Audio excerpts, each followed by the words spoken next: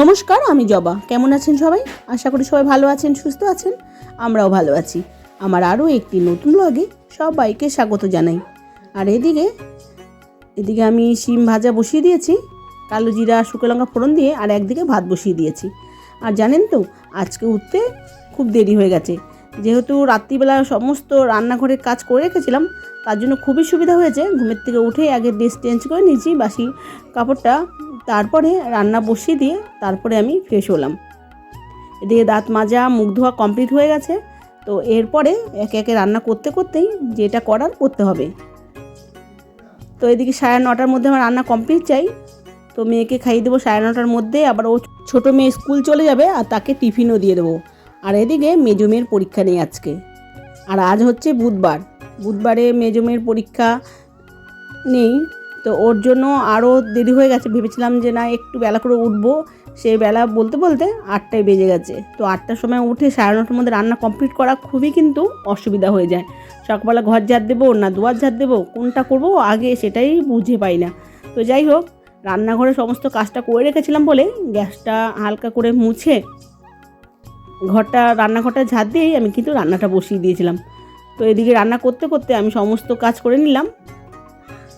আর এদিকে আমার কিন্তু এখনও ঘরের বিছনা তোলা হয়নি।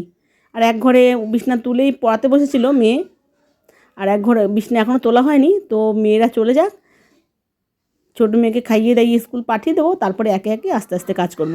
তো এদিকে আমার শিম ভাজা হয়ে গেল, আর এদিকে সোয়াবিনটা সেদ্ধ হয়ে গেছে।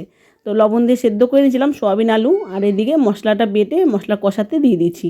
আর এদিকে চাটা বানিয়ে আমি খাবো। আর বড় মেয়ে ঘরে পড়াচ্ছিল 9টা পর্যন্ত, তো 9টার মধ্যে পড়িয়ে আবার সে চলে গেছে আর এক জায়গায় পড়াতে, কেননা ওরাও স্কুল যাবে, 10টার মধ্যে স্কুল যাবে।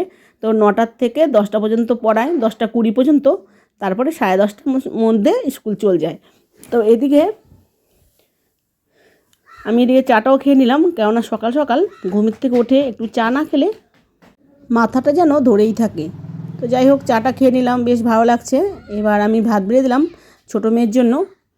তারপরে এদিকে শিম ভাজা দিয়ে খাওয়া থাকবো। তারপরে এদিকে সয়াবিনটা কষেই গেছে, একটু হালকা জল দিয়ে ঢেকে দেবো। তারপরে এটা খাওয়াতে খাওয়াতে তরকারি একটু নিয়ে নেব। এরপরে আবার ওর বাবাকে ভাত দিতে হবে। ওর বাবা খায় 9:45টার সময়, তাকেও দিয়ে দেবো।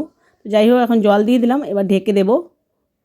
আর এদিকে ভাতটা যে বেড়েছি ওকে আবার খাইয়ে দিতে হবে, কেননা ওর আবার হাতে নোংরা আছে, জুতো পড়েছে, চুল বেঁধেছে, জুতো পরবে, তো দেরি হয়ে যাবে।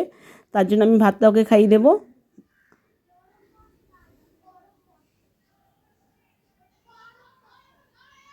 আর এদিকে দেখেন বিছনাটা আমার পড়েই আছে, বিছনাটাও তুলতে হবে। আর মেজো মেয়ে বাড়িতে আছে, মেজো মেয়েকে বলবো যে বিছনাটা তুলে ফেল, তা তুলে পড়তে বসে পড়বি খেয়ে দে, কেননা কালকে আবার পরীক্ষা ওর। আর এদিকে জানেন তো, আজকে কোনো রকম টিফিন করা হয়নি। তো ভাবলাম যে কি টিফিন দেওয়া যায়। তো যাই হোক, ফট করে একটা মাথা প্ল্যান এলো।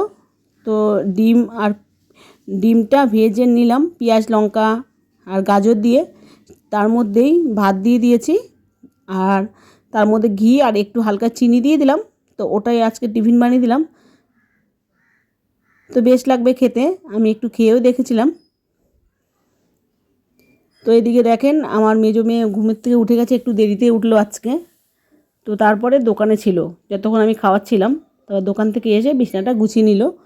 আর এইদিকে দেখেন বাইরে কি হয়েছে, ভিডিও করি।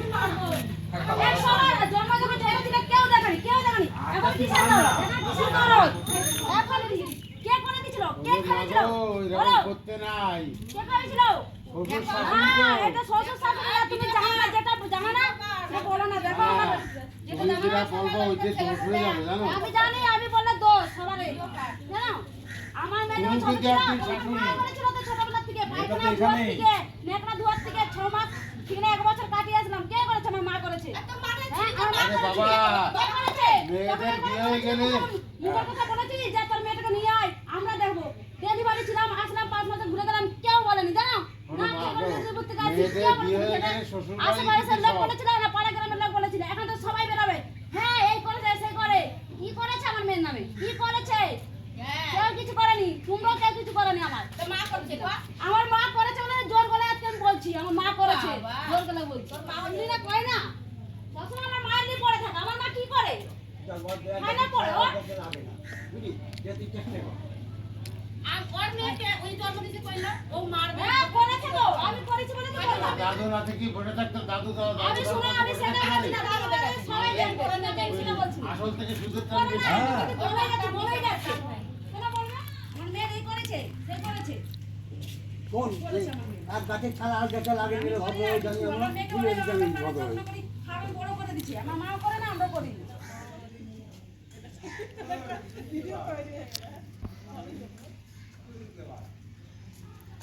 মিষ্টু হাই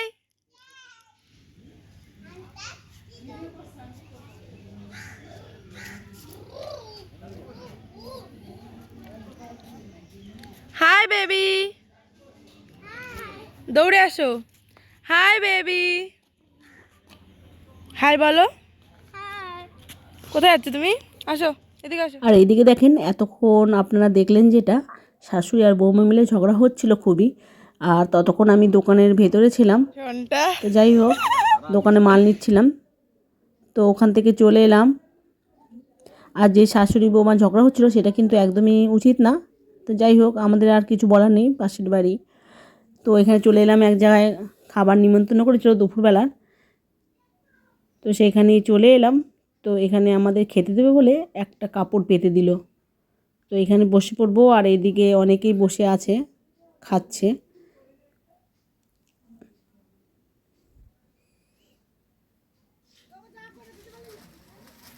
তো এখন খেয়ে নেবো আমরা, জুই, আমি আর আমার মেজো মেয়ে। তো খাওয়া দাওয়া কমপ্লিট করে তো অনেকক্ষণ বাড়িতে দোকান চালিয়েছিলাম। তারপরে সন্ধ্যাবেলা চলে এলাম, চা করে নিলাম একটু। আর এদিকে আমার ছোটো মেয়ে আর মেজো মেয়ে তারাও কিন্তু চা খাচ্ছে, ওরা খাচ্ছে দুধ চা। তো আমাদের লিকার চা করে এলাম আপনার দাদা ভাইয়ের জন্য, আমার জন্য আর বড় মেয়ের জন্য।